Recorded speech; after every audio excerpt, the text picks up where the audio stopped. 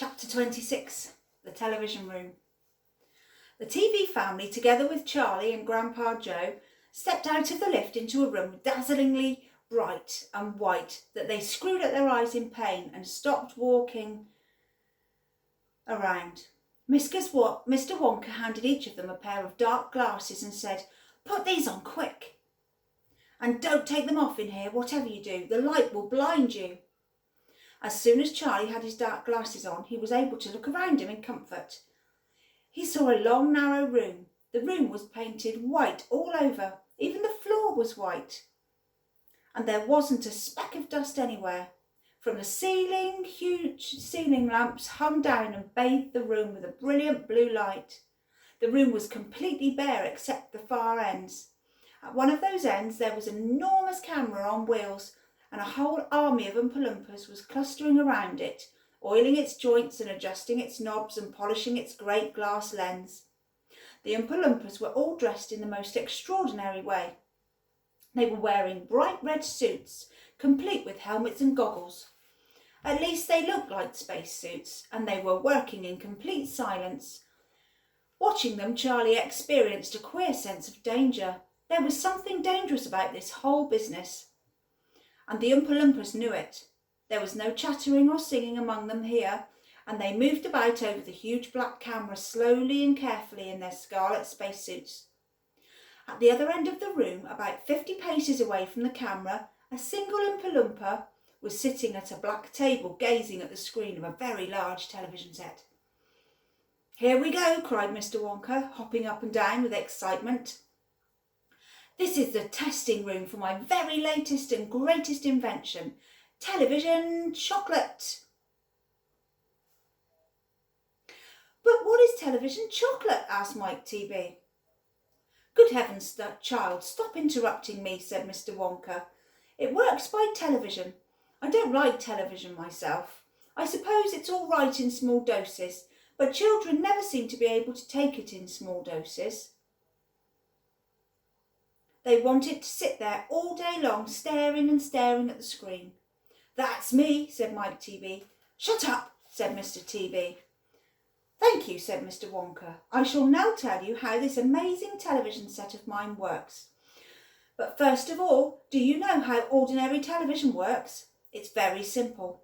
At one end, where the picture is being taken, you have a large camera, and you start photographing something. The photographs are then split up into millions of tiny little pieces which are so small you can't see them. Those little pieces are shot out into the sky by electricity.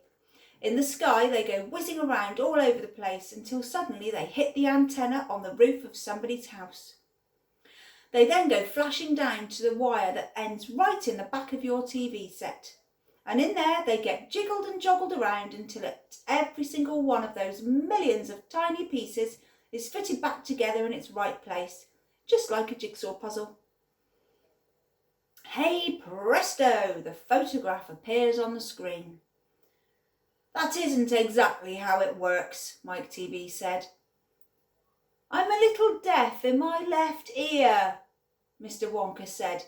"You must forgive me if I don't hear everything you say." "I said that's not exactly how it works," shouted Mike TB. "You're a nice boy," Mr. Wonka said, "but you talk too much. Now then, the very first time I saw ordinary television working, I was struck by a tremendous idea. 'Look here,' I shouted, 'if these people can break up a photograph into millions of pieces and send the pieces whizzing through the air and put them together again at the other end, why can't I do the same thing with a bar of chocolate? Why can't I send a real chocolate bar whizzing through the air in tiny pieces and then put all the pieces together at the other end, all ready to be eaten?'"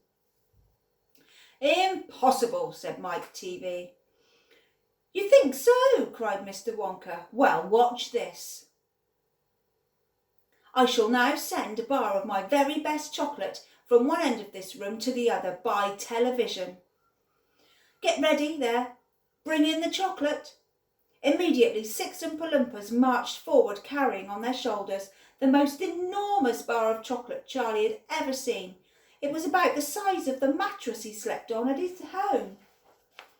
There's the pictures, look. There's Charlie and Mike TV, Mr. Oompa Loompa, Mr. Wonka. See that size of that chocolate bar? It's huge. Or is it because the Oompa Loompas are so tiny?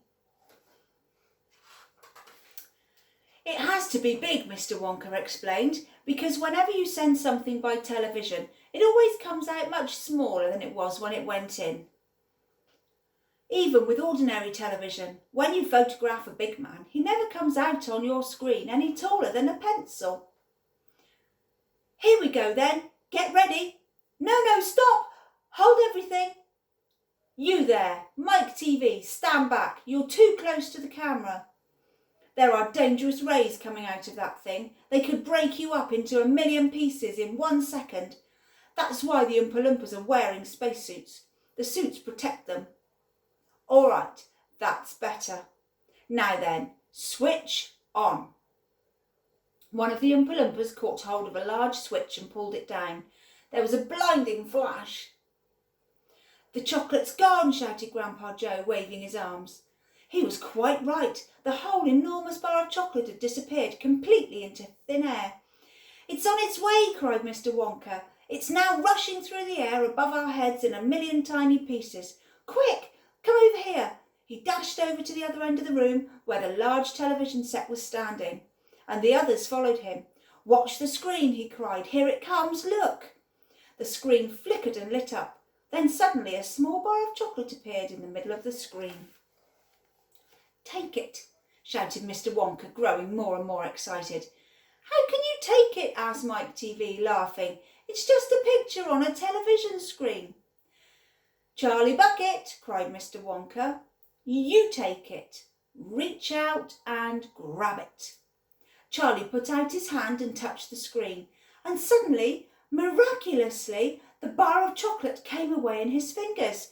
He was so surprised he nearly dropped it. Eat it, shouted Mr. Wonka. Go on, eat it. It's delicious. It's the same bar, it just got smaller on the journey, that's all. It's absolutely fantastic, gasped Grandpa Joe. It's a miracle. Just imagine, cried Mr. Wonka. When I start using this across the country, you'll be sitting at home watching television, and suddenly a commercial will flash on the screen and a voice will say, Eat Wonka's chocolates. They're the best in the world. If you don't believe it, try one for yourself. Now. And you simply reach out and take one. How about that, eh? Terrific, cried Grandpa Joe. It'll change the world. Read it the rest tomorrow.